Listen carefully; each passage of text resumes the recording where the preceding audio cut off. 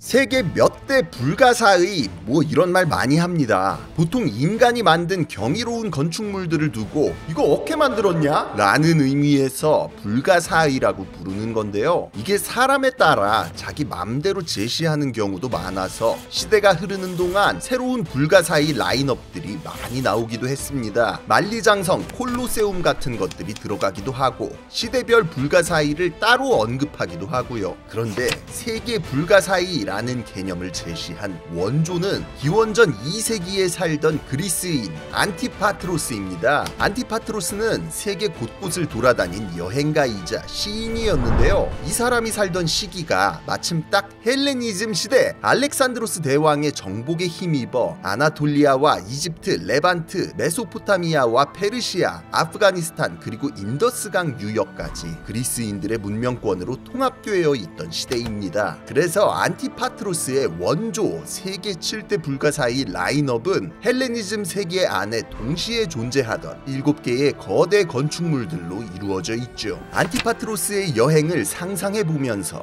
불가사의의 원조 맛집 고대 헬레니즘 세계 7대 불가사의에 대해 간단히 알아봅니다.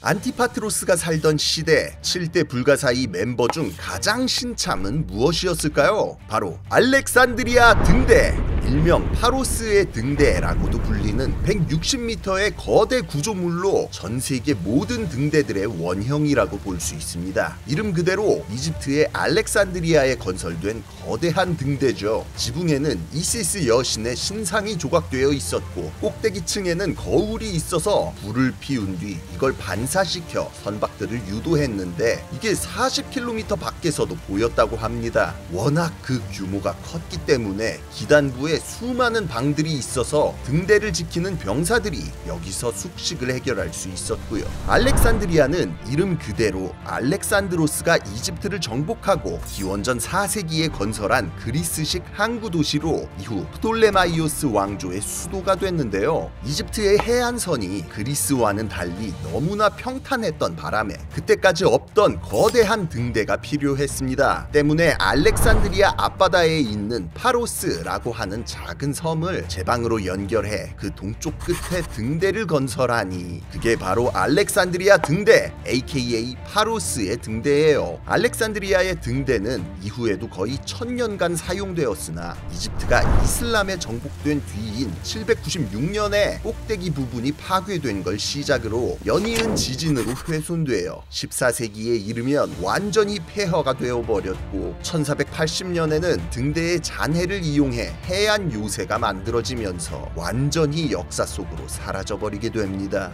두 번째 불가사의는 알렉산드리아의 등대보다 살짝 이른 시기에 만들어진 로도스의 거상입니다. 아이기아해 남동부 로도스 섬에 있던 청동 거상으로 높이가 30m에 이르렀죠. 기록에 따라 다르지만 항구의 양쪽 끝에 발을 딛고 서 있었다는 전승이 유명한데요. 알렉산드리아 등대와 마찬가지로 알렉산드로스 대왕이 죽고 난 직후에 만들어졌습니다. 로도스 섬은 그리스인들의 도시국가로 예로부터 무역의 요충지이자 용병의 산실로 유명했습니다. 알렉산드로스 제국이 분열되고 계승자들끼리의 전쟁이 일어나자 로도스 섬은 당연하게도 모든 세력들의 목표물이 됐죠. 그런 상황에 마케도니아를 근거지로 하는 안티고노스의 군대가 아이기아해 연안과 해상의 그리스 도시국가들을 장악하며 공격해 오게 되고 로도스는 10년이 넘는 항전 끝에 이를 막아내는 데 성공합니다. 이후 이 승리를 기념하고 태양신 헬리오스에게 감사를 표하기 위해 로도스 항구에 만들어진 것이 바로 로도스의 거상이에요. 그러나 거상은 안타깝게도 56년 만에 지진으로 쓰러져 버리게 되는데요. 이에 델포이의 아폴론 신전에서 신탁을 받으니 다시 세우지 말라 그래서 그냥 쓰러진 채로 800년 동안 방치되게 됩니다. 그리고 우상 숭배를 금지하는 이슬람 제국이 로도스 섬을 정복한 기원 후 645년에 칼리파 무아위야 1세에 의해 유대인 상인들에게 고철로 팔려나가며 완전히 사라지게 됐죠. 세 번째 불가사의는 로도스의 거상으로부터 조금 더 이른 시기인 기원전 4세기 말에 만들어졌습니다. 기독교 신약 성서에도 등장하여 널리 알려진 아르테미스 신전이 바로 그 주인공이죠. 너비 약 65m, 길이 약 120m의 거대한 그리스식 신전으로 이름 그대로 아르테미스 여신을 모시는 성스러운 장소였습니다. 기원전 9세기에 건립된 에페소스는 에게해 동부 연안에 위치한 그리스인들의 도시로 아르테미스를 수호신으로 삼아 기원전 6세기에 첫 번째 신전을 지었는데요. 이후 홍수로 한 번 파괴됐다 재건되었고 화재로 다시 한 번 파괴되었다가 또 재건되었습니다. 아르테미스 신전은 알렉산드로스 제국이 분열하고 로마가 지중해를 제패한 뒤에도 별일 없이 잘 살아남았으나 기독교가 등장하여 세를 불리면서부터는 쇠퇴하기 시작. 기원 후 3세기에는 고트족의 침략으로 물리적으로 파괴됐죠. 이때까지는 아직 기능이 남아있어서 초기 교회의 예배 장소로 사용되기도 했는데 이후 6세기 동로마 제국의 황제 유스티니아누스 1세가 콘스탄티노폴리스의 성 소피아 대성당을 재건할 때 떼어가서 재료로 사용하면서 약간의 흔적만을 남기고 역사 속으로 사라져버렸습니다. 네 번째 불가사의는 마우솔로스의 영묘. 아르테미스 신전과 비슷한 시기인 기원전 4세기 중반에 만들어진 거대한 구조물입니다. 그 둘레가 120m를 넘는 사각형의 무덤으로 오늘날 그 정확한 형상을 파악할 수는 없지만 높은 기단 위에 36개의 기둥과 피라미드 지붕이 얹어져 있고 꼭대기에는 4마리의 말이 끄는 전차 조각상이 있었다고 전해지죠. 이 무덤의 주인인 마우솔로스는 아케메네스 페르시아 제국의 태수로 아나톨리아의 남서쪽 해안 카리아 지방을 통치하는 지방의 실권자였는데요. 여동생이었던 아르테미시아 2세와 결혼하여 살다가 세상을 떠났습니다. 마우솔로스의 죽음을 너무 슬퍼한 아르테미시아가 장인들을 불러서 그 묘를 만들었으니 그것이 바로 할리카르나소스에 지어진 마우솔로스의 영묘였어요. 영묘는 아르테미시아까지 죽은 다음에 완공돼서 부부가 함께 묻혔고 이후로도 1000년이 넘게 그 자리를 지켰습니다. 웅장한 무덤의 대명사로 전해져 내려오며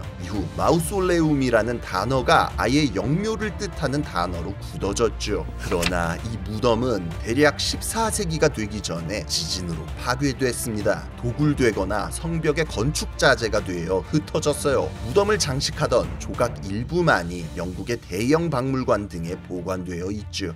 다섯 번째 불가사의는 마우솔로스의 시대로부터 한 세기 전에 만들어졌습니다. 올림피아의 제우스 신전 안에 있던 제우스 신상으로 그 높이가 13m나 되는 거대한 좌상이었죠. 삼나무를 조각해서 그 위에 황금과 상아를 덮은 형태의 유리로 만든 로브를 걸치고 있었으며 오른손에는 승리의 여신 니케가, 발치에는 황금으로 된 독수리가 앉아 있었습니다. 기단과 왕좌는 흑단과 보석 으로 장식되어 신화적인 내용들이 새겨져 있었고요. 도시국가 올림피아는 고대 그리스의 올림픽이 열리는 곳이었는데요. 라이벌이었던 아테네가 상공업으로 잘 나가자 우리도 질 수 없다며 조각가 페이디아스에게 의뢰해 이 신상을 제작했다고 합니다. 그러나 800여 년 뒤 기독교가 주류 종교로 치고 올라오면서 신전이 폐쇄, 신상은 콘스탄티노폴리스로 옮겨지게 되고 100여 년 뒤 지진과 화재가 콘스탄티노폴리스를 덮치면서 파괴되어 지금은 실물을 볼 수가 없죠.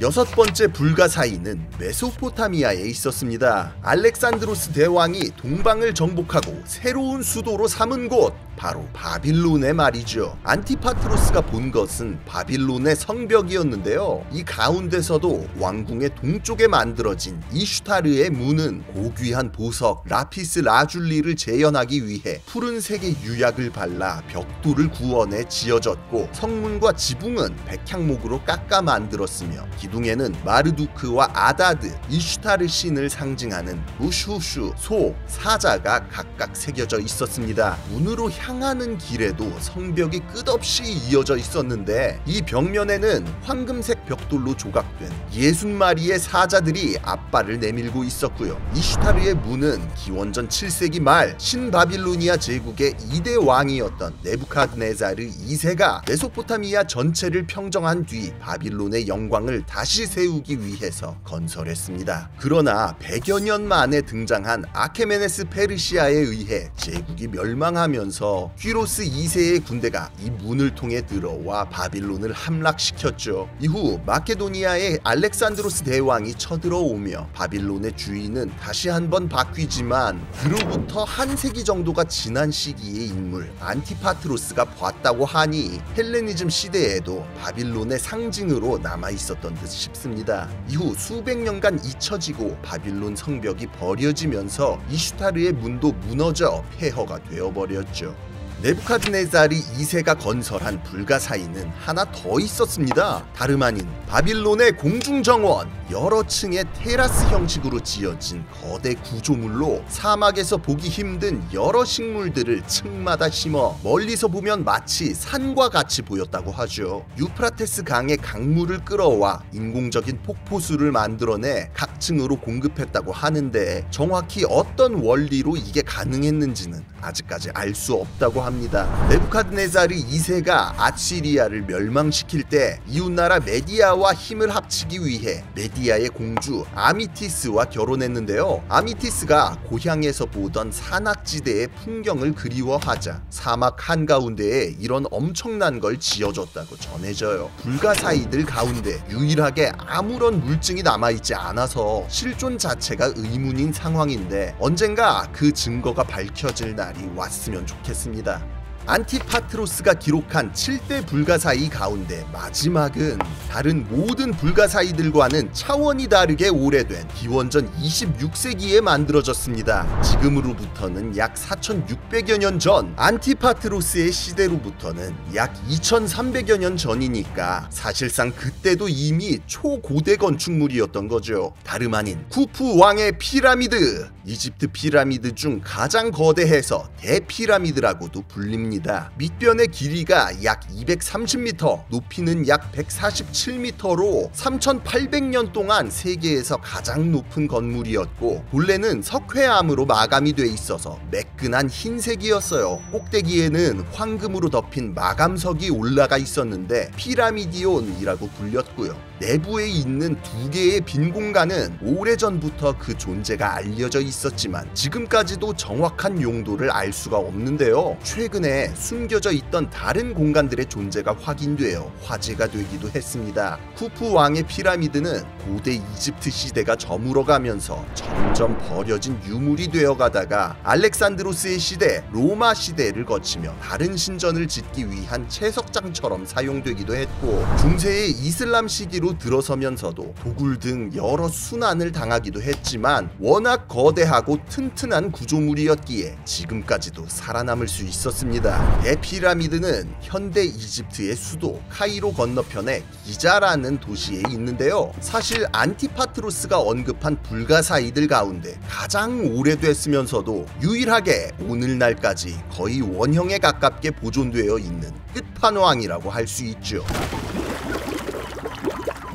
와, 지금 기준으로도 압도적인데 기원전 2세기에 살았던 안티파트로스가 볼 때는 어땠을까요? 사실 안티파트로스의 시에서는 알렉산드리아 등대가 없고 공중정원이 들어가 있었는데요. 안티파트로스 본인이 알렉산드리아에 거주 중이었어서 매일 보니까 별로 놀랍지 않아 그냥 제외했다는 썰이 유력합니다. 오늘날 최신 공법으로 지어지는 거대 건물들, 우리도 매일 보니까 별로 대단하다 생각지 않는데 수백 수천 년이 지나면 불가사의라고 일컬어질지도 모르겠습니다. 지금까지 지식해적단의 키드였습니다. 감사합니다.